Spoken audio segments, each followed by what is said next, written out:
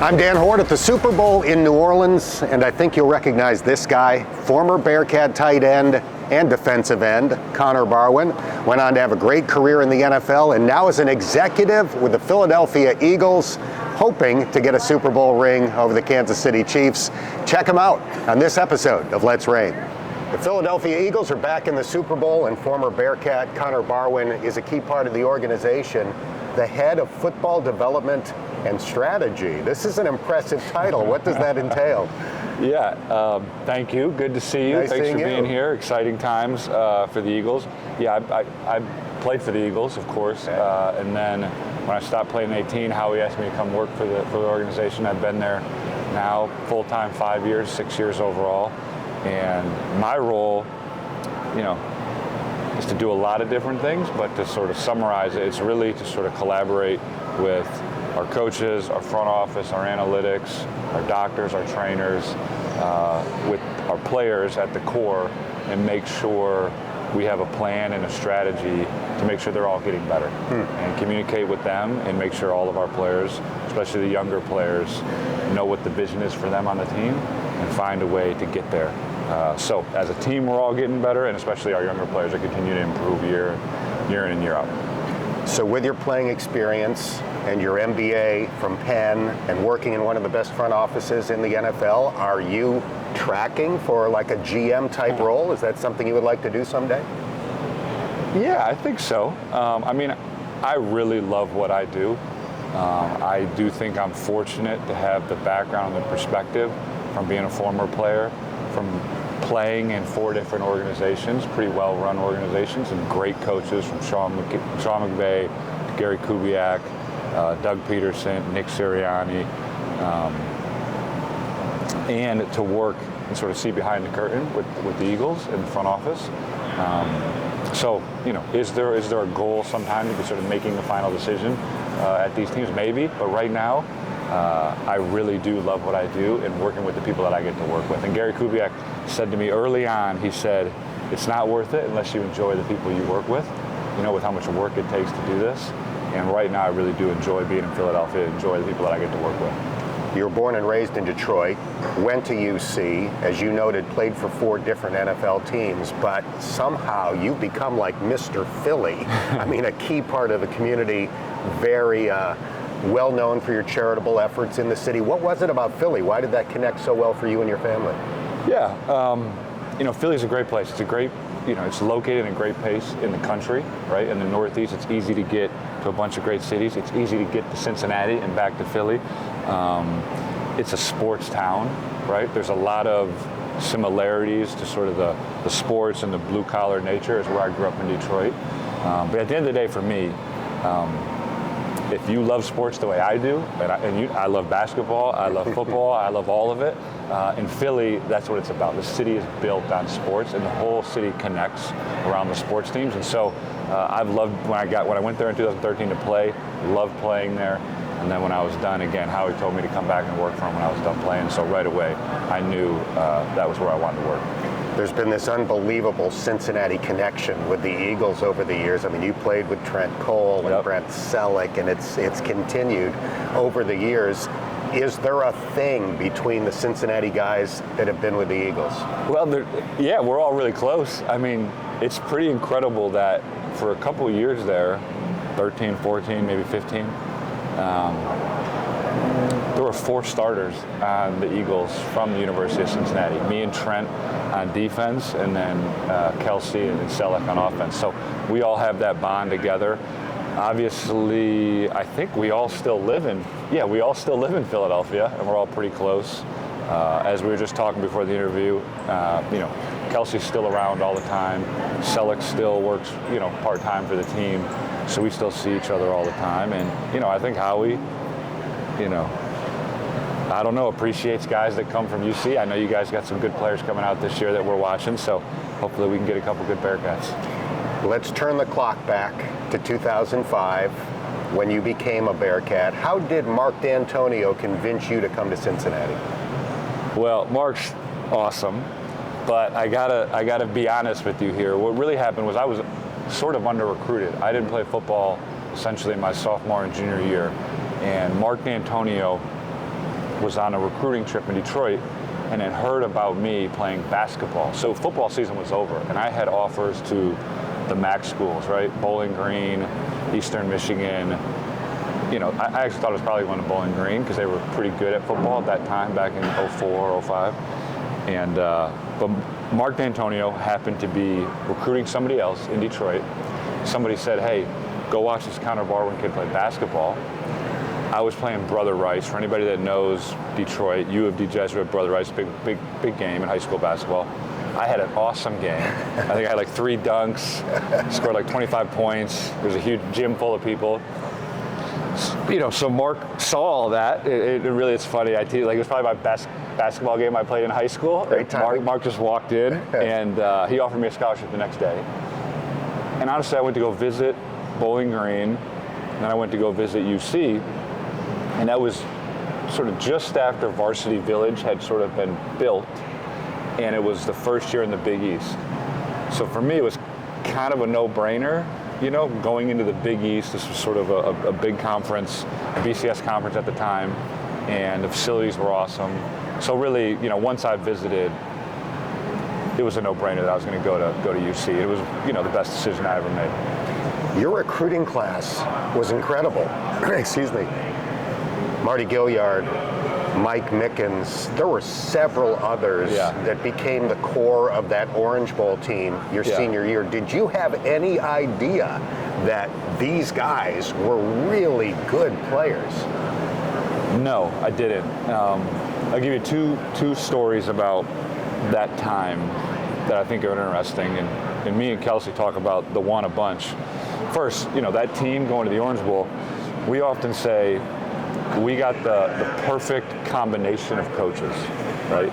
We went in there, the first 2 years was Mark D'Antonio's last 2. And Mark was sort of very family-oriented, very connected. You worked your ass off, really sort of old school, beat us down, but toughened us up, right? And then Brian came, and we had 2 years of really, Brian was ahead of the curve, in my opinion. And, the way we trained, the way we practiced, the way we ran our offense and defense was really sort of ahead of what other people were doing, other programs were doing. And so when you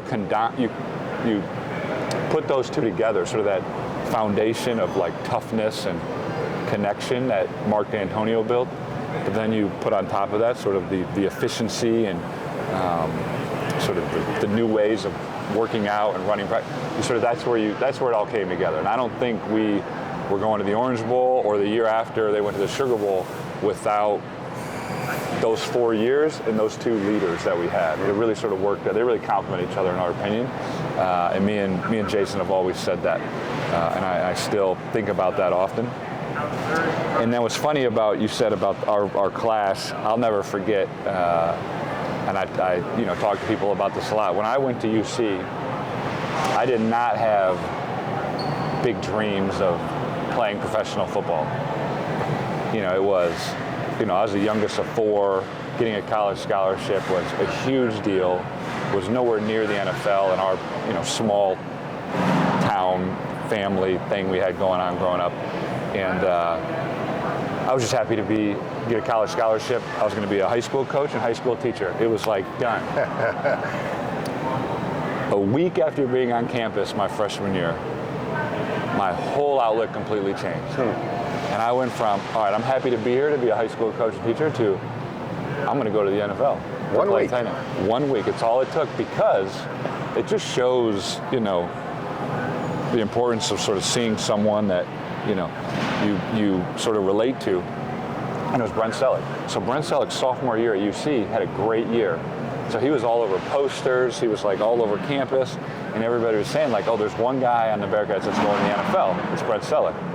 And I was his backup. Right. And so we're doing summer workouts that summer, and I was always in really good shape. And I'm running by him. I'm lifting as much as him. I'm if this guy can go to the NFL, I can go to the NFL. And so my whole perspective changed.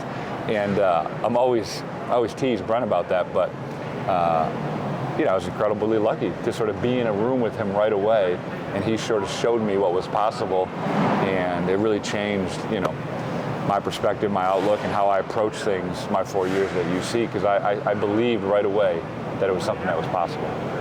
I've had some great experiences as a broadcaster, but the Orange Bowl is very high on the list for this reason. Until that point, that never seemed possible to me for the University of Cincinnati to play in games of that magnitude. Do you guys feel to this day that you helped change the trajectory of UC football forever? You know, I don't think about it in those terms, but I'm sure it did. Because, I mean, it's no different than what happened to me in seeing Brent Selleck. You know, the whole university, and now I think it's of course, I mean, UC, you know, continues to improve and grow as a university. And I think, you know, especially with this changing landscape, there's so much opportunity for the University of Cincinnati. And I hope that the leaders at UC and the players and, you know, everybody that's there has the highest of goals and aspiration, because there's no reason UC can't do anything that any other university is capable of doing. You mentioned Mark D'Antonio seeing you play high school basketball, and you had the great game. So your freshman year, Armin Kirkland gets hurt. Yeah. Andy Kennedy's looking for a basketball player, somebody that can help out. Coach D'Antonio says, yeah, I think this guy could probably help. And you wound up playing a significant role for 2 years, one under Andy, one under Mick. Yeah.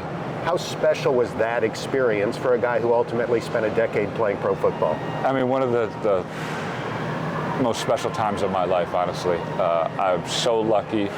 I will never forget, ever, you know, Mark, coach calling me. I'm in Detroit. I went a break. We didn't go to a bowl game. He's like, hey, can you drive back? You know, they might need somebody to do practice on the basketball team. And that was like a dream of mine. Like, I wanted to be a professional basketball player, not a football player. And so this was just this incredible opportunity, going to a quiet Fifth Third arena with Corey Blunt and like shoot around for 30 minutes. And then Corey's like, all right, I think this is going to work. Come back tomorrow. And 2 days later, you know, I'm 51. The jersey doesn't really fit me. There's no name on my jersey. These huge Jordan, like, you know, warm-ups. And I'm sitting on the bench, and we're playing Syracuse. And I had just worked out with Corey Blunt like 2 days ago. And I'm like, this is awesome. Like, this is so cool. I'm going to sit here and just enjoy this all year. It's like a fan of basketball and big-time Big East basketball.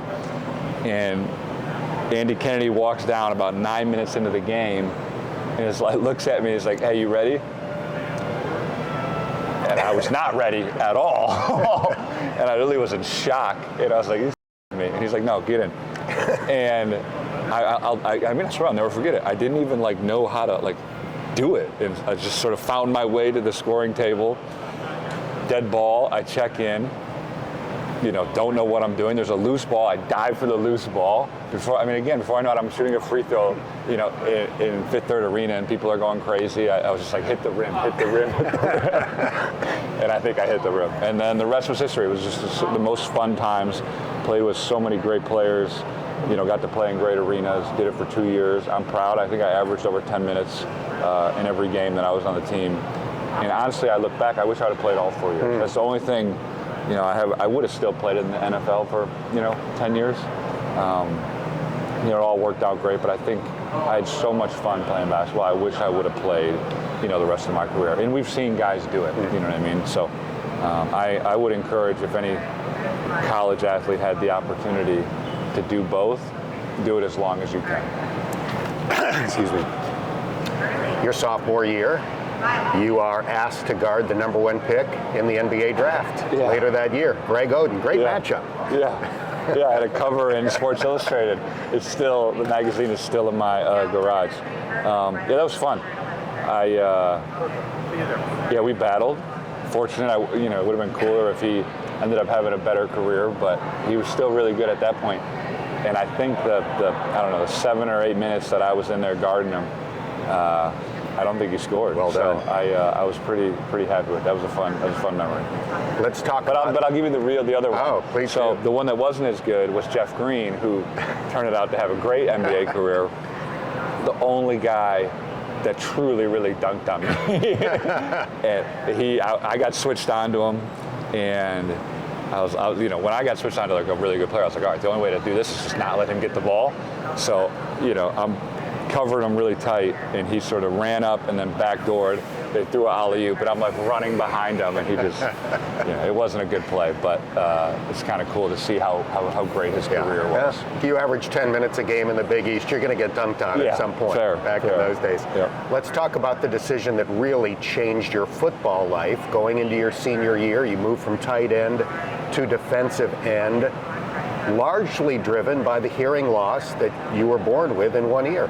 Yeah, I don't know if it was largely driven. Okay. I think that was it helped me because the hearing was a little bit of an issue when I played tight end. I think it was largely driven by the makeup of our team, and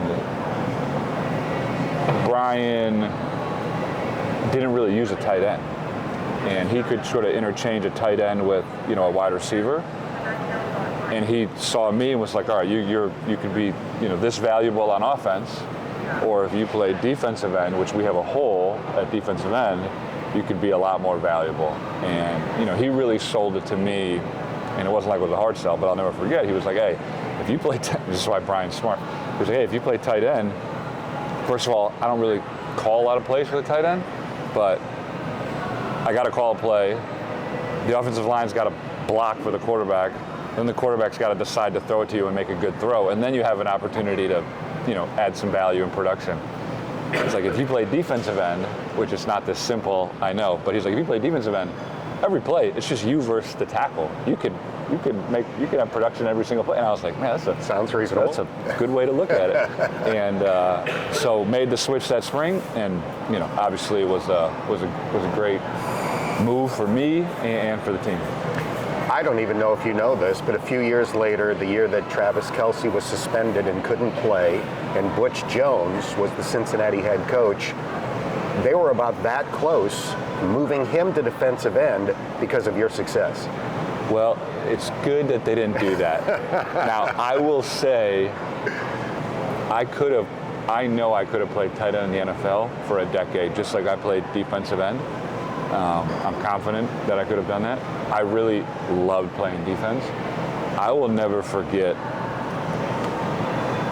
I think I was a defensive end because it's probably my senior year, but Travis came in as like an athlete quarterback. And I think that was what he was his first 2 years maybe. There was questions about linebacker or something, but I swear, Dan, I'll never forget. I've only seen this once in my life. Because I knew tight end, because I had played tight end. He came and they moved him to tight end. And I remember him just getting in his three-point stance and like coming out and running routes and then like reach blocking. Travis is bigger than most people realize. Like I'm 6'4", he's like a real 6'5", and sort of. And I remember the first day of practice, watching him sort of just come out of his stance and run routes and come out and block people, because people are real awkward, like getting down. I was like, he'll never play another position. You knew. This is the smoothest I've ever seen a tight end get out of his stance in a run play and in a pass play. It took like 30 minutes for me to see that, and I was like, well, he'll never play another position, or he shouldn't, because I've never seen a guy initially look so comfortable in that position. And obviously, he's now probably the greatest tight end of all time. And his brother might be the greatest center of all time. He's certainly on the list. How incredible is that, as his former teammate, and obviously knowing Travis as well, that these two guys who came to Cincinnati unheralded, in Jason's case a walk-on, have become what they've become, both on and off the field. Yeah, it's so cool. I mean, I remember last year or 2 years ago when this started to happen with Kelce. I remember me and Brent Selleck were sitting there, and we're like, Brent said, couldn't have happened to a better guy. And that's simply the truth. You know what I mean? Like all of the accolades, all of the attention that him and Travis get now, rightfully so, couldn't have happened to better people. I mean, the parents, them, it's all real, and they're just great people, and happy for them. And then for Jason, especially, like me and Brent, who were with him, we saw it wasn't all roses. You know what I mean? Like, it's a really great story, and he was a really good player. In 2016, we didn't have a great year. Sort of, I was a product. I left the Eagles because when you're not good in the NFL, they make a lot more moves.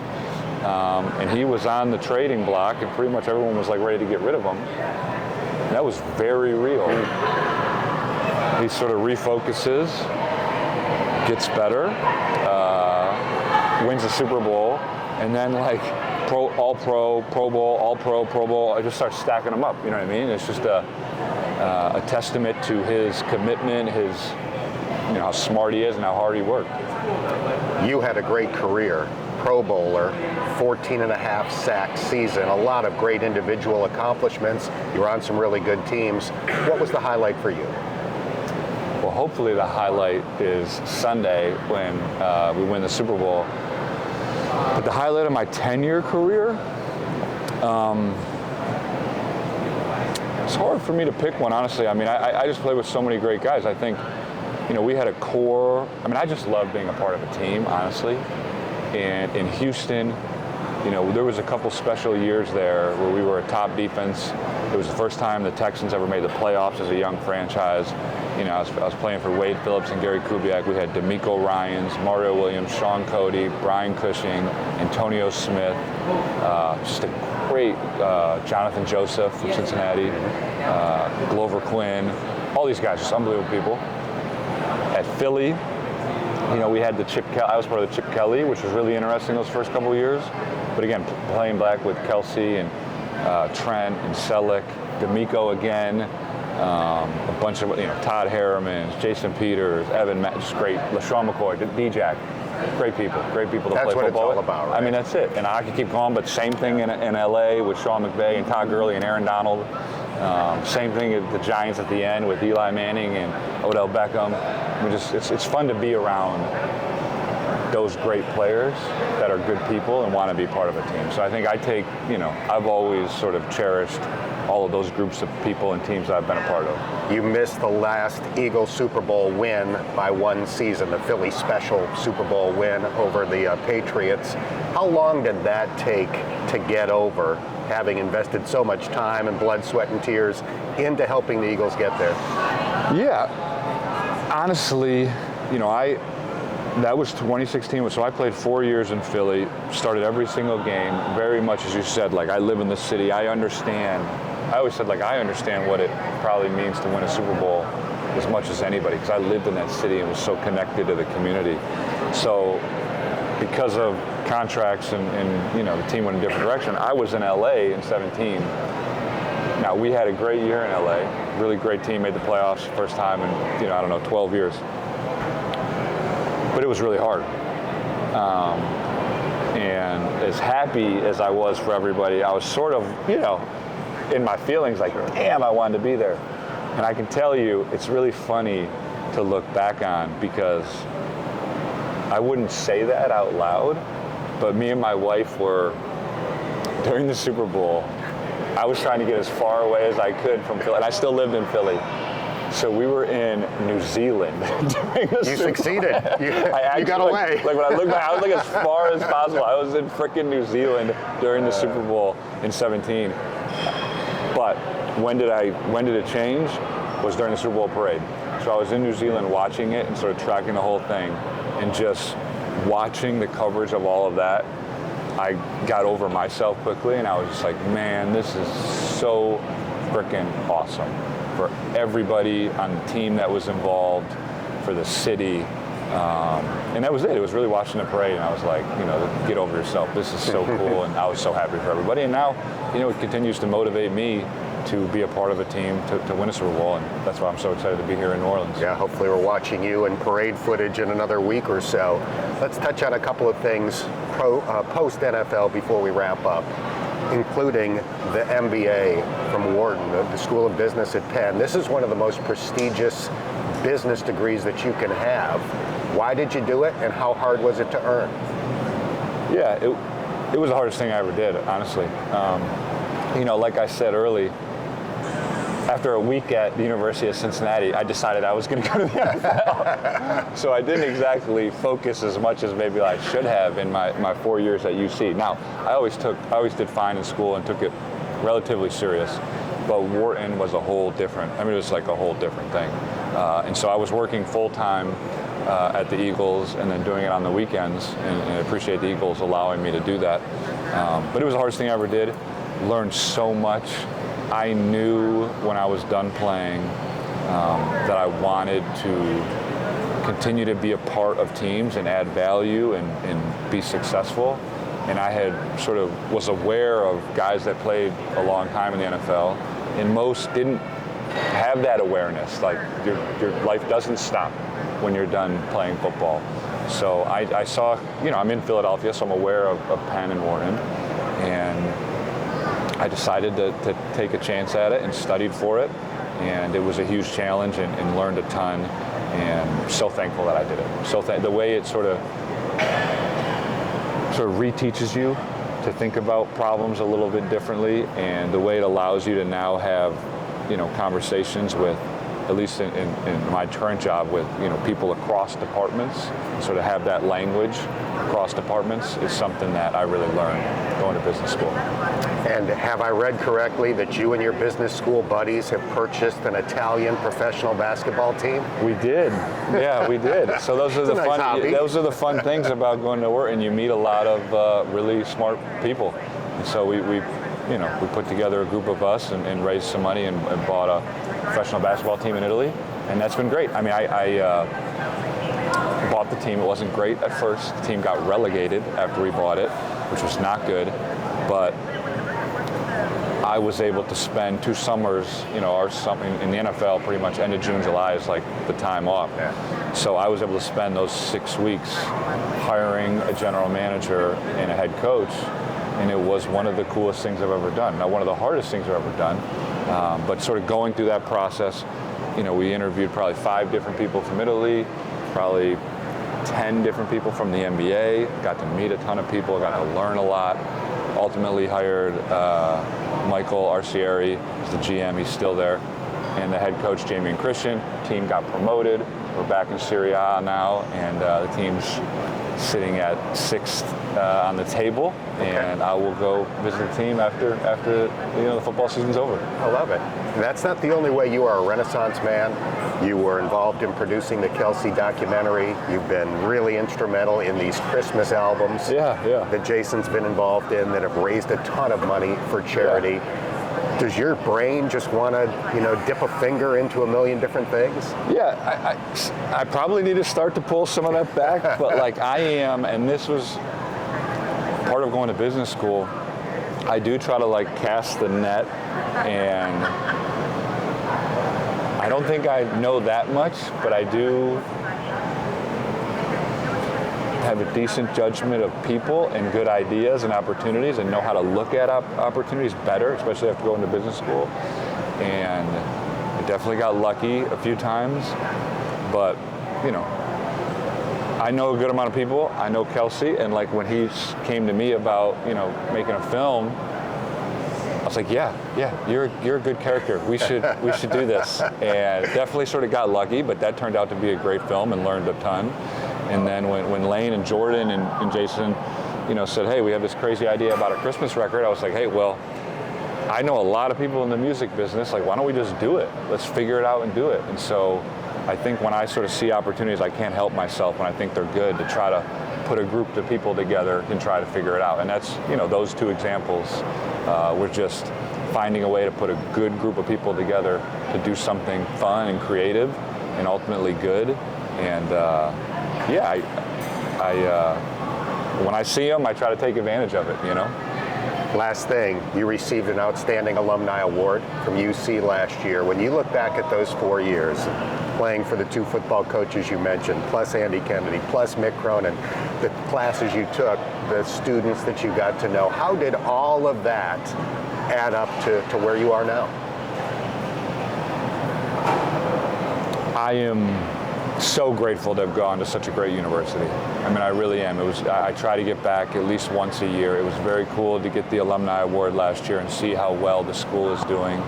I think all of us that went there, especially, the group that we've been talking about, we're just super proud of sort of the trajectory of the university and all of the leadership there.